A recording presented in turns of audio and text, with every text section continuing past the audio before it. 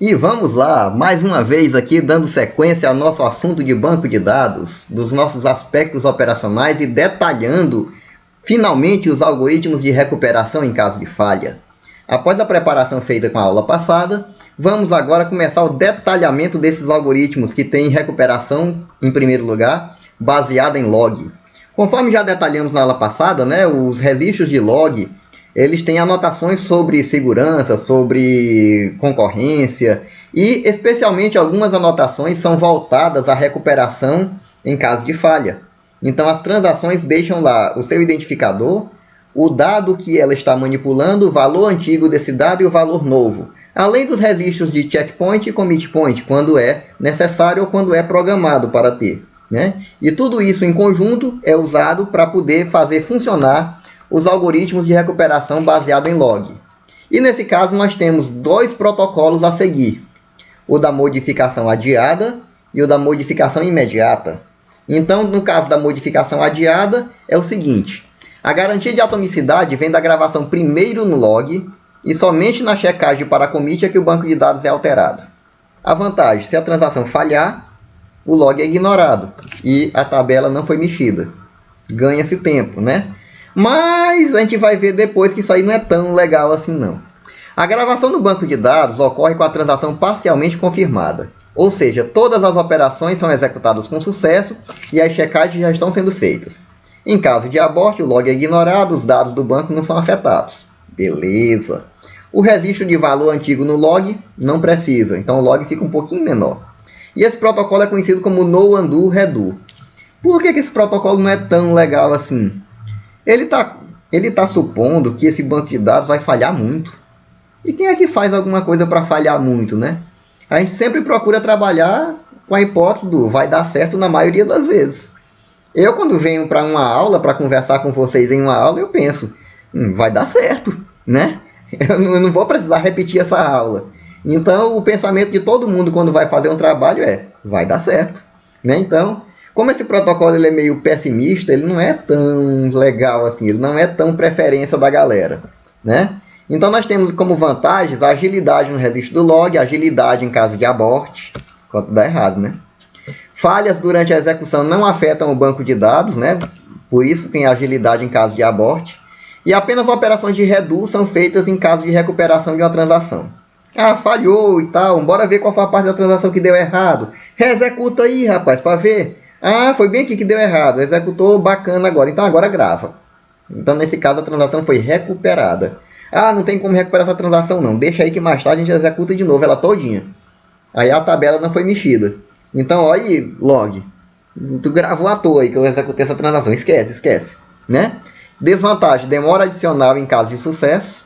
Que é a maior parte do tempo, 90% do tempo, 99% do tempo a transação vai dar certo. Espera-se. Então, você vai ter, nesse caso aí, uma transação executada com sucesso, mas que vai ter uma demora, porque a gravação em tabela vai ser feita somente no caso do sucesso confirmado.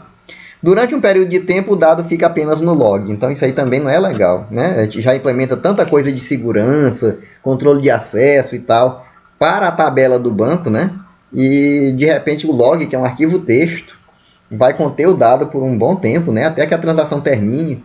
Isso aí pode ser até uma vulnerabilidade depois do teu banco, E temos o outro protocolo, que é o da modificação imediata. Esse é mais legal do que o primeiro. Por quê? Você grava no log e no banco ao mesmo tempo, imediatamente. Então a transação mandou mexer num dado, imediatamente os dois são gravados. Log e BD são modificados ao mesmo tempo, o campo valor antigo no log é fundamental agora. O log cresce um pouquinho de tamanho, Mas em caso de falha, a gente executa o famoso algoritmo da recuperação baseado em log, cuja ideia principal é aquela que eu já falei para vocês. O banco se recupera, abre o log, pula para o EOF do arquivo, volta para trás, até encontrar um checkpoint. E processa essa faixa de arquivo apenas. Se necessário, ele volta um pouquinho para trás do checkpoint, porque às vezes o checkpoint acontece e nem todas as transações estão 100% concluídas. Às vezes uma ou outra transação está bem na metade, quando o checkpoint é gravado. Aí nesse caso, o banco dá uma rebobinada, digamos assim, no log um pouquinho, para poder voltar a um ponto onde essas transações especificamente estão aí começando, para poder estudar essas transações, o que é que elas andaram fazendo, se vale a pena dizer que elas estão concluídas ou se vale a pena fazer um rollback delas para poder ser executadas novamente e por aí vai, tá certo? Então, no caso, primitivas de undo e de redo são feitas nesse protocolo sim, porque ele precisa de todo o arsenal de comandos, todo o arsenal de tecnologia e acompanhamento em log que estiver disponível, tá certo? Mas é um protocolo que ele, digamos assim, prioriza o sucesso. Então ele é mais vantajoso, né, no nosso dia a dia. E a recuperação baseada em log é exatamente este algoritmo que vem a ser detalhado agora no nosso slide, né? Então, supondo que o log tem uma gravação confiável, né, a gente vai logo para o EOF do arquivo, faz a leitura para trás até o checkpoint, processa essa faixa, né? Supondo que nesse caso você encontre duas transações em execução, T1 e T2, a gente vai abusar T1 e T2, né? Pior que o banana de pijama. Ainda bem que é T, não é B. Aí você encontra o start no log do T1, o start no log lá de T2, né? E supondo que exista um commit para T1, então T1 tá de boa. Terminou, tem até commit no log, não vou mexer em T1 não. É isso que o algoritmo de recuperação faz. Dado de T1 precisa só ser checado. Então, o que é que o algoritmo de recuperação vai fazer? Ele vai pegar T1 e vai dizer assim, e se eu executasse aqui só na memória, aqui, só de faz de conta, sem mexer no disco? Se eu executasse essa operação aqui todinha aqui dessa transação, beleza, eu vou obter o mesmo valor que está em disco? Obtive. Então tá de boa. Já chequei, já comparei, tá ok. Então T1 commit, eu concordo com T1 commit. T1 tá ok, tá certo? O valor real é o mesmo valor que eu consegui ir processando de novo aqui só na simulação aqui da transação. Mas T2 não tem commit no log. O banco falhou, T2 estava lá vivinho trabalhando lá e se mexendo, né? Então não tem commit. Os seus valores precisam ser revertidos para os antigos. Então nesse caso aí é estudado no log todo aquele lance lá de valor antigo, valor novo, valor antigo, e os valores antigos voltam para a tabela. Já que o protocolo usado é da recuperação imediata, tá certo? Então os valores antigos são devolvidos para a tabela, T2 sofre rollback e vai para a fila de prontos. Então o banco já volta à vida, já com alguém na fila esperando para executar. No caso, o pobre do T2 lá que estava pela metade, né? Então o T2 em algum momento o escalonador vai chamar, vai executar, timestamp, aquele lereado todo que a gente já conhece, né? E nesse caso a recuperação finaliza. Porque nesse cenário nosso só tinha T1 e T2 para ser avaliados entre o checkpoint e o EOF. De boa, liberamos o banco para o usuário trabalhar. Vantagem, gravação imediata no log no banco de dados garante agilidade. Desvantagem, o log vai ficar maior, porque o campo valor antigo vai ser obrigatório, né? O log precisa de atenção especial, ele é fundamental agora em caso de backup, mas toda a vida foi, né? Toda a vida foi bom a gente gravar o backup junto com o log, né? E a técnica de recuperação baseada em log, esse algoritmo que a gente acabou de ver, é obrigatória. Ela tem que ficar lá de prontidão, caso de falha tem que entrar para executar. Recuperação na partida, aí já é uma outra técnica de recuperação de parada e falha de banco de dados, tá certo? Você vai ter, no caso, duas listas, duas estruturas de dados em forma de lista, né? Onde você vai ter a lista de undo e a lista de redo. E também analisando o log, também usando a leitura reversa do EOF até o checkpoint, né? É mais uma técnica de recuperação que usa o log do seu banco de dados, né? Então ele vai avaliar a sua transação, as suas transações e vai fazer duas listas. Olha, as transações que tem commit nessa faixa de log que eu estou avaliando, eu vou fazer o redo, só para checar, né, para garantir que deu ok. Aquela simulação que o outro algoritmo lá faz. E aquelas que não tem a conclusão definida aqui no sistema, eu vou fazer o undo. E nesse caso, eu devo desmanchar os valores e colocar também a transação em rollback lá na fila de prontos. Professor, e onde é que está a vantagem desse algoritmo em relação àquele tradicional da recuperação baseada em log? Aí é que está, é a diferença muito sutil no uso dessas duas listas, né? Na verdade, esse algoritmo ele é uma variação, ele é uma releitura do algoritmo tradicional de recuperação baseada em log, de recuperação em caso de falha, né? Então, nesse caso, você vai ter uma pequena variação, uma pequena oscilação do outro algoritmo que já era disponível antes, né? E temos aqui a descrição desse novo algoritmo, né, que para cada registro que você encontre o start e ele não está na lista de redo, ele vai para a lista de undo, né, e por aí vai, porque a lista de redo é feita com todo mundo que tem start e commit. E a lista de undo é quem tem só start. Então você monta as duas listas, processa as duas listas, faz a confirmação do pessoal do redo e faz e desfaz as alterações em banco do pessoal do undo, tá certo? A lista de redo é processada, a lista de undo é processada e as transações são realmente retrabalhadas para o banco poder voltar a ficar disponível para o usuário, tá certo? Um outro aspecto muito interessante também é você fazer o gerenciamento de buffer. É um algoritmo também usado e é importante durante a recuperação usando o log, tá certo? E é importantíssimo que o banco de dados trate bem desse buffer para poder garantir que a gravação de log e disco aconteça ao mesmo tempo, no caso do protocolo da recuperação imediata, né? Isso aí está rolando em paralelo com o algoritmo imediato, com o algoritmo adiado, tá certo? Que em todo caso o buffer é importantíssimo, porque o dado é preenchido em buffer. Quando dá o comando de commit é que ele vai para o log e para o disco. Se é ao mesmo tempo ou se é em tempo desincronizado, depende do protocolo que está em uso.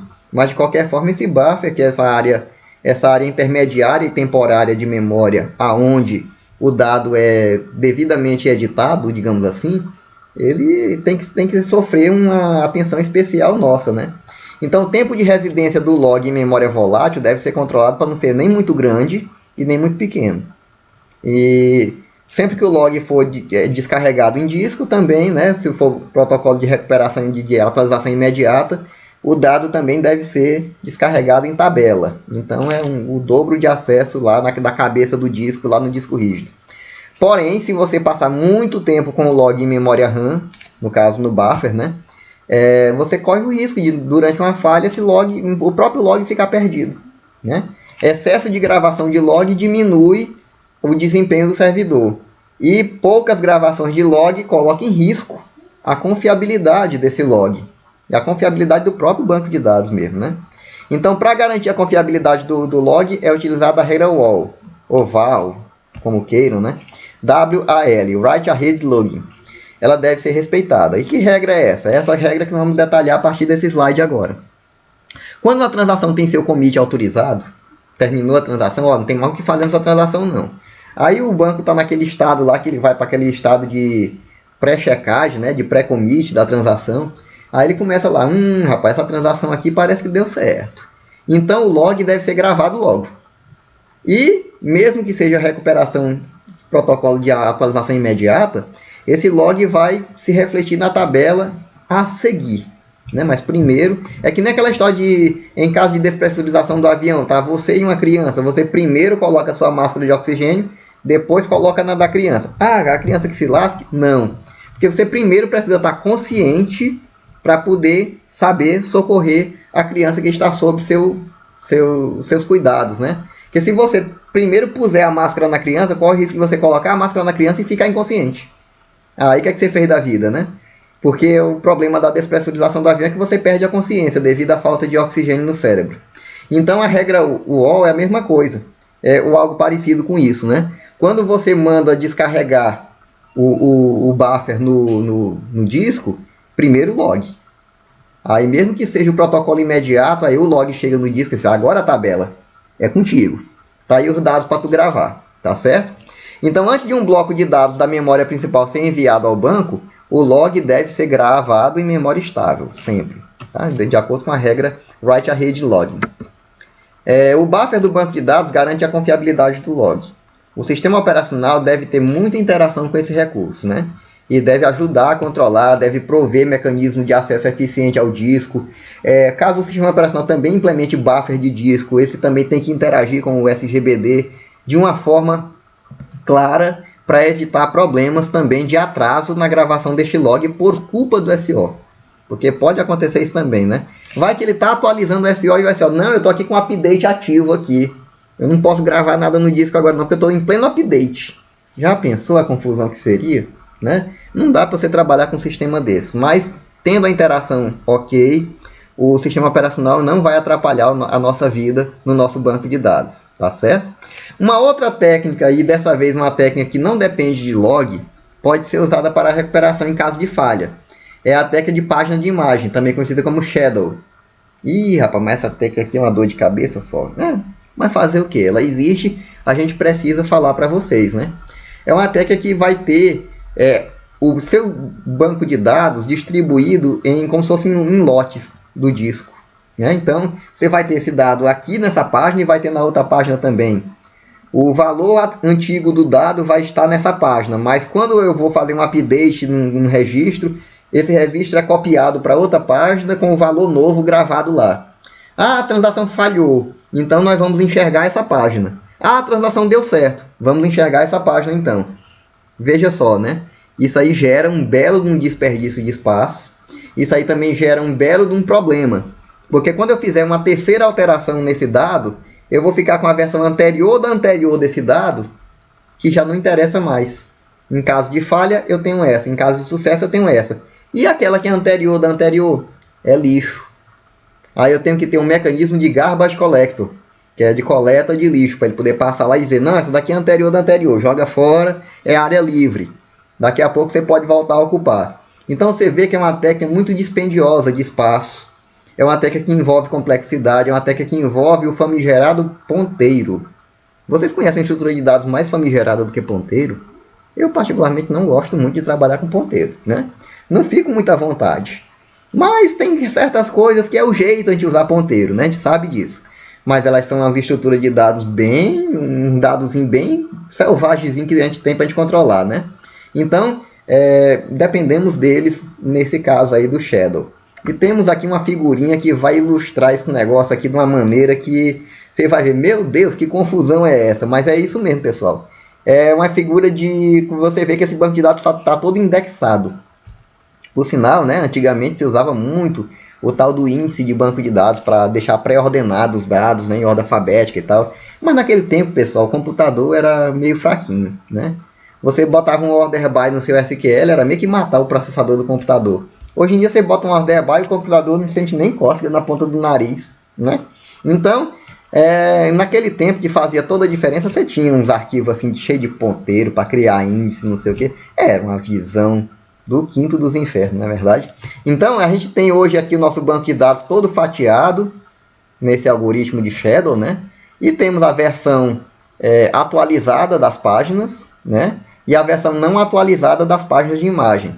Então, por exemplo, a página 5 está aqui, a página 5 nova, aqui na parte de baixo, e essa pilhazinha cor-de-rosa está apontando para quem é que está valendo. Já a pilhazinha azulada, sei lá que cor é essa, ela está apontando para a versão anterior.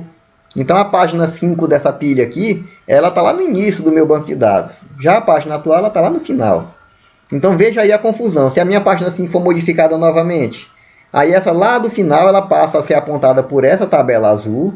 E essa tabela rosa aqui vai alocar em outro lugar a página 5 e apontar para lá. E essa daqui vai ficar órfã. Aí quando passar o Garbage Collector, que ela vai ser dita que é área livre, para poder caber uma nova página, em uma nova edição, que forem fazer de um novo dado. Olha aí a confusão da coisa. Então, em um determinado momento, em um cenário do seu banco de dados, você vai estar ocupando pelo menos o dobro do espaço de disco que estaria ocupando com os dados originais. É muito mais prático usar log, né? Eu também acho. Vantagens e desvantagens. Não há necessidade de undo e redo. Maravilha, né? Já temos ponteiros para usar no lugar do undo e do redo. Desvantagens. Páginas atualizadas mudam de localização no disco, impedindo de manter juntas. Olha aí que maravilha, né? Uma desvantagem dessa, quem é que precisa de coisa pior? Né? Um disco fragmentado. Né? Quem já estudou lá em SO que é um disco fragmentado, imagina o inferno que é, né? Você tem um arquivo que começa aqui, termina do outro lado do disco, que termina do outro lado não sei da onde, né? Um arquivo fragmentado é um belo de um pesadelo para quem está acessando um disco, né? Se a tabela de páginas é grande, o tempo para gravar a tabela, um simples update é muito significativo. Então o commit do teu banco de dados vai ficar altamente prejudicado com essa técnica aqui. E o Garbage Collector, né, que é a liberação da página anterior da anterior, né, que é o lixo, né, coleta de lixo, é necessário após o commit. Olha que maravilha. Além de demorar a gravar o commit, você ainda tem o garbage collector para executar. Meu Deus. Então, vamos seguir e mostrar como é que esse negócio é feito geralmente na prática. É um pouquinho pior do que a gente imaginava, sabia? Eles fazem na forma de partições. Ou discos separados mesmo, né? Tem um disco aqui para ser a partição ativa, que tem o dado que está valendo. A partição shadow, que tem a versão anterior do dado, que sempre é movido lá para esse outro disco, ou para essa outra partição. E tem uma espécie de partição de log, que é onde fica, na prática, aqueles famigerados ponteiros, que ficam dizendo quem é novo, quem é velho, quem é novo, quem é velho. E por aí vai. Então, é um negócio ainda pior do que a gente imaginava, né, pessoal? Trabalhar dessa forma aí. Claro que alguém deve ver vantagem nisso, alguém deve dizer assim, ah, mas no hardware que eu tenho disponível aqui, eu tenho um RAID que é tão tridimensional, é tão, sei lá, de outro mundo, importado de outro planeta aqui que funciona beleza. Vai ter quem diga que isso aí é beleza, vai ter algum SGPD que recomende usar esse negócio aí. Mas na prática, pessoal, o que todo mundo trabalha é com recuperação baseada em logs, tá certo? E ela funciona de boa.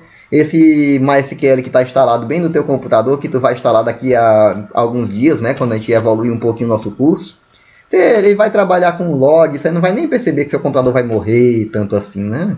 Ninguém vai trabalhar com banco assassino também não, né? A gente vai trabalhar com um banquinho de boa, que trabalhe tranquilo com a gente. E finalmente, pessoal, nós temos aqui uma técnica que ela é até um pouquinho assim melindrosa da gente trabalhar dela numa conversa acadêmica, como está sendo a nossa aula aqui, né? Que é o dump. A gente diz, ah, dump é coisa de bandido, não sei o que tem mal. Pessoal, o que é que vem a ser isso, na verdade? É uma operação que envolve banco de dados, tá certo? Onde você aplica a chamada engenharia reversa. Você vai numa ferramenta de projeto de banco de dados, aponta ela lá para o teu servidor, faz o login lá como root, alguma coisa parecida, e diz assim, eu quero um dump desse servidor. Aí ele vai lá, analisa todo aquele servidor ali, traz tudo que tem nele de criação de estrutura, criação de tabela, criação de seja lá o que for, inserts que foram feitos de tabela que estão encontradas lá, coloca tudo no arquivão de um script SQL, salva para você, você põe no pendrive e vai embora. Né? Você faz praticamente uma cópia daquele banco de dados. É óbvio que os dados blob, os dados binários, não costumam vir nesse dump que você faz. Né? Você perde fotos, perde áudios, vídeos, que possam estar armazenados em forma de binários, né? Em binário blob, chamado blob. Armazenamento multimídia, né? Um pouco prejudicado nesse caso aí. Mas o armazenamento textual, que geralmente é o ouro da empresa, né? Vai tudo aqui no teu pendrive. Então é uma maneira que você tem de fazer um backup, digamos assim, um backup não amarrado. Porque o backup por si só ele é amarrado nesse hardware aqui. Se esse hardware pifa e eu preciso passar esse backup para outro hardware, eu tenho que passar alguns parâmetros para o software de backup, para ele entender que eu perdi aquele hardware original ali, para poder recuperar esse backup em outra máquina. Tanto é que alguns programas especialistas em particionar disco, em formatar disco, eles têm essa função, né, de você poder editar o número de série do disco. Você diz assim, ah, mas por que diabo é que eu precisaria editar o número de série de disco? É porque se você tem um backup feito de um sistema em um determinado disco, você geralmente tem esse número de série desse disco anotado em algum lugar. Para você poder, em um futuro disco que venha a substituir esse, você editar e colocar lá o mesmo número de série, para o backup não estranhar quando ele chegar de volta. Né? Então, geralmente é uma checagem básica que acontece. O arquivo original de backup checar o número de série do disco, por exemplo. Alguns checam até alguma coisa mais além, número de série de placa-mãe, alguma coisa desse tipo. Então, você tem que passar parâmetros, esses parâmetros são chatos. Tem que ir atrás especificamente naquele software de backup, que parâmetro é esse. Então, muita gente, para não ter essa dor de cabeça, simplesmente faz um dump do banco. Porque, vou entregar aqui um trabalho para o professor Ferri, o que é que eu vou fazer aqui? Meto aqui meu pendrive, faço um dump do banco do trabalho que deu certo no computador da minha casa, e lá na universidade eu vou no laboratório e executo esse script. Alimento lá o banco de dados no computador do laboratório, chamo o professor para ver e o professor dá a minha nota. Né? Então não preciso fazer como no meu tempo de estudante, que as ferramentas não tinham acesso a essa função, e que a galera também não tinha notebook. Então o que a gente fazia? Pegava as torrezonas de casa, aquelas torres de ferro, levava debaixo do braço, né? Ficava até fedendo a sovaco, botava lá no laboratório, ligava lá, o chefe do departamento não gostava, achava ruim e tal, mas de qualquer forma ele estava lá. Professor, é a única maneira que eu tenho de mostrar meu banco de dados para o professor. A não ser que ele vá lá em casa. Professor, não vou na tua casa não. Aí a gente mostrava para o professor o nosso trabalho, né? No laboratório. Mas hoje em dia o dump existe para o mal, claro que ele existe para roubar dados, né, que é a engenharia reversa, mas ele existe também como uma ferramenta interessante de backup, de migração e de recuperação. Por isso estou citando aqui o danado do dump, porque na próxima aula eu pretendo citar para vocês o capítulo de backup, ok? Então com isso a gente encerra a nossa conversa de hoje, na nossa aula de recuperação. Ponto final no capítulo de recuperação, mas estamos disponíveis nos meios de comunicação via Siga, né? E-mail, Siga, para poder trocar ideia com quem tiver ideia para trocar comigo, né? E prepare-se, né? Nós já estamos aqui num ponto onde a gente está praticamente evoluindo para chegar nos últimos aspectos operacionais e marcar uma atividade valendo nota. Ainda vamos combinar como é que vai ser via Siga essa atividade. Vamos ter uma atividade valendo nota, valendo a nossa primeira avaliação. Muito obrigado por ter acompanhado até agora e até o próximo vídeo.